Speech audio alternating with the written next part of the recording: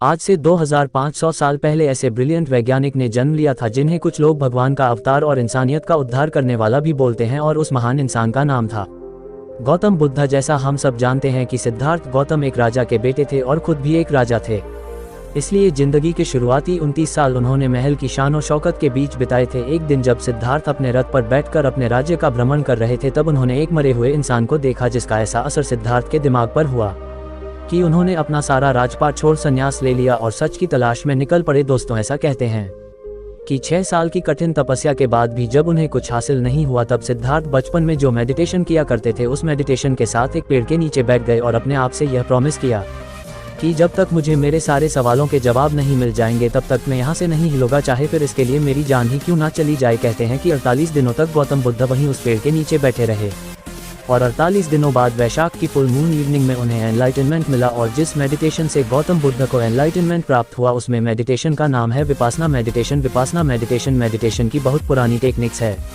इसका जिक्र ऋग्वेद तक में भी किया गया है, लेकिन समय के साथ मेडिटेशन की टेक्निक लुप्त हो गई थी। लेकिन गौतम बुद्ध ने एनलाइटेंड होने के बाद उन्होंने ये मेडिटेशन टेक्निक अपने डिसाइल को सिखा, उसे पूरे भारतवर्ष में फैलाने को कहा ताकि ज़्यादा से ज़्यादा लोग इस मेडिटेशन को जानकर अपने दुख दर्द और मजबूरी से दूर हो सकें। विपासना मेडिटेशन कितना पावरफुल है इसका अंदाजा आप यहाँ से लगा सकते हैं कि कलिंगा वॉर में मारे गए लाखों लोगों को देखकर सम्राट अशोक के और गिल्ट की कोई सीमा न थी। तब एक बुद्धिस्ट ने सम्राट अशोक को विपासना मेडिटेशन करने की सलाह दी, और दोस्तों ऐसा कहते हैं कि इसके बाद सम्राट अशोक की लाइफ हमेशा के लिए बदल गई, और जिस अशोक ने कलिंगा वॉर में लाखों लोगों को मारा था उस अशोक ने अपने राज्य में जानवरों तक को मारने पर बैन कर दिया। सम्राट अशोक विपासना मेडिटेशन से इस तरह से प्रभावित थे कि उन्होंने 8 बुद्धिस्ट मन को दुनिया के अलग अलग कोनों में भेजा ताकि पूरी दुनिया के लोग विपासना मेडिटेशन सीख सकें। अब विपासना मेडिटेशन बाकी के सारे मेडिटेशन से इतना अलग क्यों है और ऐसा क्या है जो इस मेडिटेशन को इतना पावरफुल बनाता है? तो देखो, हमारे दिमाग में बचपन से बहुत सारी मेमोरीज, अच्छे बुरे इमोशंस, हमारी दबी हुई इच्छाएं, इम्पल्स सब स्टोर होते रहते हैं, और ये सारी चीजें सबकॉन्शियसली हमारे पूरे बिहेवियर, इनफैक्ट हमारी पूरी लाइफ को कंट्रोल करती हैं और हमें इसका पता तक नहीं होता। फॉर एग्जाम्पल, सपोज हम किसी इंसान पर बहुत ज्यादा यानी कि हद से ज्यादा ट्रस्ट करते हैं, और जब ऐसा इंसान हमारा ट्रस्ट तोड़ता है तब हमारे दुख और दर्द का कोई अंत नहीं होता, यहाँ तक कि कुछ लोग तो डिप्रेशन तक में चले जाते हैं। लेकिन ऐसा कहते हैं कि टाइम सारे जख्म भर देता है, इसलिए कुछ महीनों में या कुछ सालों में हम ठीक तो हो जाते हैं, लेकिन हमारा सबकॉन्शियस माइंड उस सारे इंसिडेंट को अपने अंदर स्टोर कर लेता है, और सबकॉन्शियस माइंड अपने अंदर यह बात अच्छे से बैठा लेता है कि ट्रस्ट का मतलब दुख दर्द डिप्रेशन, या यूं कहिए कि वो बात हमारे बिलीफ सिस्टम का एक हिस्सा बन जाती है, और फिर पूरी जिंदगी हमारा सबकॉन्शियस माइंड उस दुख से बचने के लिए हमें किसी पर ट्रस्ट नहीं करने देता जब तक कि वो इंसान अपना पूरा बिलीफ सिस्टम ही चेंज ना कर दे। ये बस मैंने आपको एक छोटा सा एग्जाम्पल दिया है, ऐसे ना जाने कितने अच्छे बुरे बिलीफ से हमारा सबकॉन्शियस माइंड भरा पड़ा है। इसलिए 1937 में लियोपोल्ड सिजी ने ह्यूमन पर्सनैलिटी के सबसे डीप बिहेवियर को समझने के लिए एक ह्यूमन पर्सनैलिटी टेस्ट इन्वेंट किया था, जो कि आगे चलकर सिजी टेस्ट के नाम से फेमस हुआ। लेकिन ये सब मैं आपको क्यों बता रहा हूँ? क्योंकि विपासना मेडिटेशन के लाखों फ़ायदों में से एक फ़ायदा ये भी है कि विपासना मेडिटेशन से आप अपने डीपेस्ट टू डीप सेल्फ को जान पाएंगे। विपासना मेडिटेशन कितना पावरफुल है और ये किस हद तक इंसान की लाइफ में चेंजेस ला सकता है, इस बात का अंदाज़ा आप यहाँ से लगा सकते हैं कि विपासना मेडिटेशन भारत की तिहाड़ जेल से अमेरिका की डोनाल्डसन प्रिजन तक में कैदियों के बिहेवियर को सुधारने के लिए कराया जाता है, ताकि कैदी बाहर जाकर दोबारा से क्राइम ना करें। अब मैं ये नहीं बोल रहा हूँ कि आप लोग सब क्रिमिनल हैं। विपासना मेडिटेशन के 44 देशों में 202 से ज़्यादा सेंटर हैं जिसमें लाखों लोगों को विपासना मेडिटेशन सिखाया जाता है। तो अब जानते हैं कि विपासना मेडिटेशन क्या है। विपासना शब्द 2 शब्दों से मिलकर बना है। We and पासना। वी का मतलब होता है विशेष और पासना का मतलब होता है देखना, यानी कि विशेष तरीके से देखना। विपासना के बारे में बौद्ध धर्म के ग्रंथ सती प्रतान सुत्ता और महासती प्रतान सुत्ता में बहुत डिटेल्स में बताया गया है। तो उन्हीं ग्रंथों के अनुसार विपासना मेडिटेशन को 4 भागों में बांटा गया है: काया उपासना, वेदानुपासना, चित्ता उपासना एंड धम्मा उपासना। फर्स्ट, काया उपासना। विपासना मेडिटेशन की शुरुआत सांसों पर ध्यान लगाने से होती है। बाकी के मेडिटेशन टेक्निक में सांसों को लंबा और गहरा लेने को कहा जाता है ताकि हमारा दिमाग जल्दी से शांत हो सके, लेकिन विपासना मेडिटेशन में आपको ऐसा कुछ नहीं करना है। इस मेडिटेशन टेक्निक में आपको बस अपनी सांसों पर ध्यान लगाना है, चाहे सांस छोटी हो या लंबी हो या गहरी हो, उसे बदलना नहीं है अपनी और अपनी सांसों की सच्चाई को देखना है।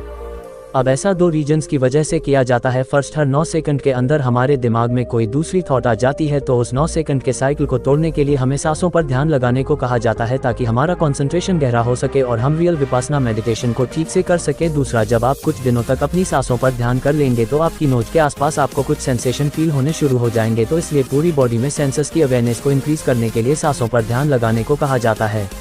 अब सांसों पर ध्यान लगाने के अलावा जो आपको एक और काम करना है वो यह है कि जब भी आप किसी चीज़ को देखें तो उस चीज़ से उसकी आइडेंटिटी को हटा दें। देखो, बचपन से ही हमारे दिमाग को प्रोग्राम करना शुरू कर दिया जाता है कि ये कुत्ता है, ये बिल्ली है, ये पेड़ है, ये गाय है, एक्सेट्रा एक्सेट्रा। अब 2 मिनट के लिए अपने दिमाग से निकाल दो कि ये कुत्ता है, फिर इसे देखो। तो इस तरीके से देखने पर पता है क्या होगा, आपका दिमाग ये समझने की कोशिश करने लगेगा कि अगर ये कुत्ता नहीं है तो आखिर है क्या। और इस तरीके से चीज़ों को देखने पर आपकी क्यूरियोसिटी और ऑब्जर्वेशन पावर बहुत बढ़ जाएगी। आप हर चीज़ को बहुत क्यूरियोसिटी और ध्यान से देखने लगोगे। हम लोगों से अक्सर कहा जाता है कि बच्चों जैसे क्यूरियस बनो, बच्चों जैसे क्यूरियस बनो, लेकिन ये कोई नहीं बताता कि कैसे बनो। बच्चे इतने क्यूरियस इसलिए होते हैं क्योंकि उनका दिमाग हमारी तरह प्रोग्राम नहीं होता, इसलिए उनका दिमाग अपने आसपास की हर चीज़ को समझने की कोशिश करता है। और ऐसा आपको देखने तक ही सीमित नहीं रखना है, आपको हर चीज़ में बस ऑब्जर्व करना है। सपोज अगर 2 लोग आपस में बात कर रहे हैं या आप किसी से बात कर रहे हैं, तो अपने पुराने बिलीफ सिस्टम से उस बात को तुरंत जज नहीं करना है कि तुम गलत हो या मैं सही हूँ वगैरह वगैरह नहीं, बस ऑब्जर्व करना है कि क्या बात हो रही है। और ऐसा आपको उठते बैठते जागते सोते हर टाइम करना है, यानी कि ऑब्जर्व ऑब्जर्व ऑब्जर्व। बॉडी के सेंसेशन से लेकर हर चीज़ को बस ऑब्जर्व करना है, नथिंग मोर। और अगर आपने इस तरीके की साइट डेवलप कर ली तो सबसे पहले तो आपकी क्यूरियोसिटी बहुत बहुत बहुत ज़्यादा बढ़ जाएगी। दूसरा, आपका दिमाग जीरो थॉट्स यानी कि थॉटलेस स्टेज की तरफ बढ़ना शुरू कर देगा, क्योंकि एक टाइम पर या तो आप किसी चीज़ को ऑब्जर्व कर सकते हैं या उसके बारे में सोच सकते हैं।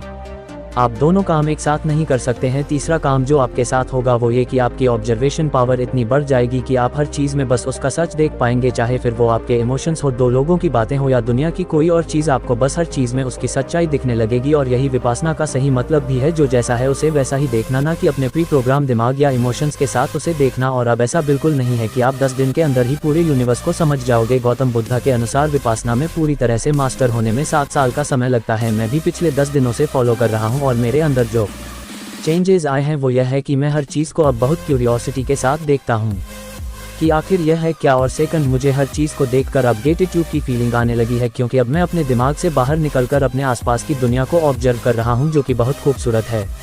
तीसरा एक्सपीरियंस जो इस तरह से देखने का मुझे हुआ है वो ये कि मुझे फील होने लगा है कि I know nothing about this worst universe. सड़क पर पड़े पत्थर को देखकर ये बोल देना कि ये पत्थर है बहुत आसान है। अगर उसी पत्थर से उसकी आइडेंटिटी हटा दी कि ये पत्थर है तो घंटों तक उस पत्थर को देखते रह जाओगे, लेकिन ये समझ नहीं पाओगे कि आखिर है क्या। देखो, मैं इस एक्सपीरियंस को वर्ड्स में पूरी तरीके से नहीं समझा सकता, क्योंकि वर्ड्स की अपनी एक लिमिटेशन होती है। आप इस चीज़ को खुद से एक्सपीरियंस करें और मैं आपको गारंटी दे सकता हूँ कि ये सच में एक बहुत कमाल का एक्सपीरियंस है।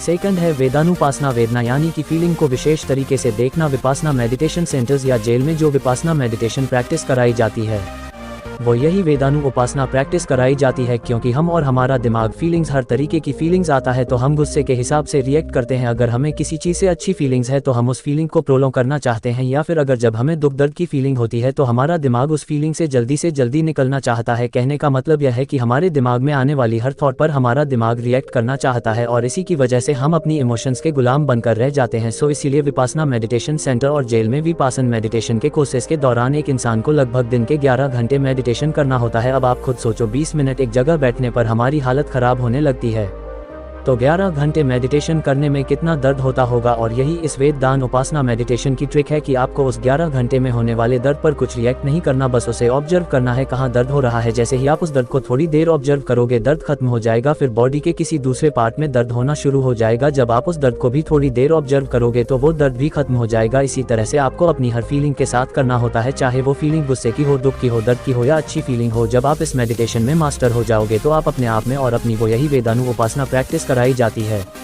क्योंकि हम और हमारा दिमाग फीलिंग्स, हर तरीके की फीलिंग्स आता है तो हम गुस्से के हिसाब से रिएक्ट करते हैं। अगर हमें किसी चीज़ से अच्छी फीलिंग्स है तो हम उस फीलिंग को प्रोलॉन्ग करना चाहते हैं, या फिर अगर जब हमें दुख दर्द की फीलिंग होती है तो हमारा दिमाग उस फीलिंग से जल्दी निकलना चाहता है। कहने का मतलब यह है कि हमारे दिमाग में आने वाली हर थॉट पर हमारा दिमाग रिएक्ट करना चाहता है, और इसी की वजह से हम अपनी इमोशंस के गुलाम बनकर रह जाते हैं। सो इसीलिए विपासना मेडिटेशन सेंटर और जेल में विपासन मेडिटेशन के कोर्सेज के दौरान एक इंसान को लगभग दिन के 11 घंटे मेडिटेशन करना होता है। अब आप खुद सोचो, 20 मिनट एक जगह बैठने पर हमारी हालत खराब होने लगती है, कर पाओगे? और आप समझ जाओ कि वो यही वेदानु उपासना प्रैक्टिस कराई जाती है, क्योंकि हम और हमारा दिमाग फीलिंग्स, हर तरीके की फीलिंग्स आता है तो हम गुस्से के हिसाब से रिएक्ट करते हैं। अगर हमें किसी चीज़ से अच्छी फीलिंग्स है तो हम उस फीलिंग को प्रोलॉन्ग करना चाहते हैं, या फिर अगर जब हमें दुख दर्द की फीलिंग होती है तो हमारा दिमाग उस फीलिंग से जल्दी निकलना चाहता है। कहने का मतलब यह है कि हमारे दिमाग में आने वाली हर थॉट पर हमारा दिमाग रिएक्ट करना चाहता है, और इसी की वजह से हम अपनी इमोशंस के गुलाम बनकर रह जाते हैं। सो इसीलिए विपासना मेडिटेशन सेंटर और जेल में विपासन मेडिटेशन के कोर्सेज के दौरान एक इंसान को लगभग दिन के 11 घंटे मेडिटेशन करना होता है।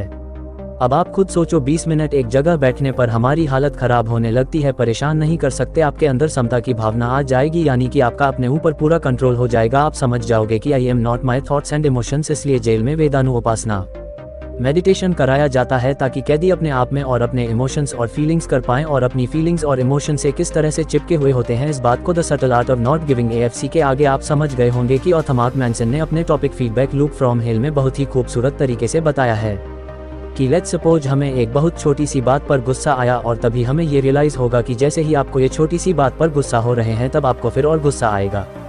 गुस्सा उस बात पर नहीं जो आपके साथ हुई है, गुस्सा आपको आएगा कि मैं किस तरीके का इंसान हूँ यार जो छोटी छोटी बातों पर गुस्सा करता हूँ, यानी कि आप रियल इंसिडेंट जो आपके साथ हुआ है उसे छोड़कर अपने गुस्सा पर गुस्सा करने लगोगे, जिसे author feedback loop from the hell कहते हैं। सो वेदानु उपासना के अनुसार जैसे ही आपको गुस्सा आया और आपने उस गुस्से पर रिएक्ट करने की बजाय अगर उसे ऑब्जर्व कर लिया तो आप इस so called feedback loop from hello से भी बच पाओगे, जिससे धीरे धीरे आपका अपने ऊपर कंट्रोल बढ़ने लगेगा। थर्ड है चिता उपासना। चिता यानी कि मन, विपासना मतलब कि विशेष रूप से देखना, यानी कि मन को विशेष रूप से देखना। मैंने इस वीडियो की शुरुआत में बताया था कि आप विपासना मेडिटेशन के थ्रू अपनी डीप सेल्फ को जान सकते हैं, तो इसी चिता उपासना के थ्रू आप अपने अंदर छिपे डीपेस्ट सेल्फ को जान सकते हैं।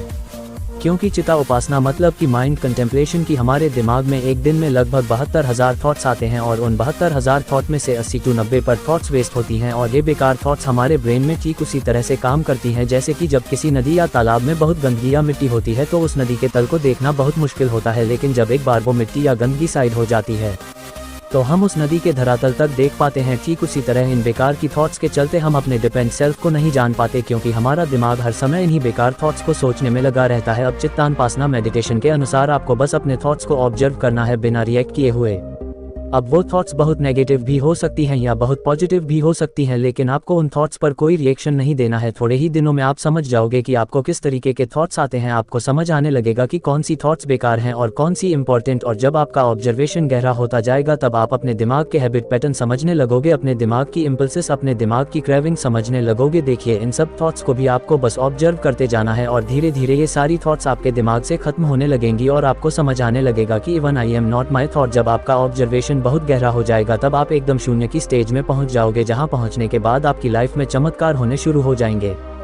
फोर्थ है धर्मानुसार, यानी कि धर्म और विपासना, यानी कि विशेष रूप से देखना, यानी कि धर्म को विशेष रूप से देखना या उसकी ट्रू फॉर्म में देखना। यहाँ पर बुद्धा ने जो टीचिंग्स दिए हैं उसे ठीक से ऑब्जर्व करने को कहा है। अकॉर्डिंग टू बुद्धिज्म, एनलाइटनमेंट पाने के लिए बुद्धिस्ट को बहुत सारे रूल्स एंड रेगुलेशंस फॉलो करने होते हैं, जैसे कि बुद्धिज्म में एनलाइटनमेंट पाने की 7 मेन स्टेजेस होती हैं: mindful investigation of the nature of reality, energy, Joy of rapture, relaxation और ट्रैंक्विलिटी, कंसंट्रेशन एंड एनिमिनी। लेकिन एनलाइटनमेंट के लिए सनातन धर्म में 8 स्टेजेस होती हैं: यम, नियम, आसन, प्राणायाम, प्रत्याहार, धारणा, ध्यान और समाधि। और इन स्टेजेस के अलावा काफी योग होते हैं, जैसे कि भक्ति योगा, कर्म योगा, जिन्हें फॉलो करके एक इंसान एब्सोल्यूट में विलीन हो सकता है। ऐसे ही अलग अलग धर्म के अपने अलग अलग रूल्स एंड रेगुलेशंस होते हैं। इस बात से मुझे स्वामी विवेकानंद के जीवन की एक घटना याद आ गई। उनसे एक बार किसी ने पूछा कि Swami ji, what is religion? तब उन्होंने कहा कि रिलीजन इज द रियलाइज। जिस भी धर्म को आप फॉलो करते हो, क्या आपने उस धर्म को रियलाइज किया है? क्या आपने उस धर्म को खुद से एक्सपीरियंस किया है? जिस दिन आपको ये रियलाइज हो जाएगा उस दिन आपको हर रिलीज एक जैसे लगने लगेंगे।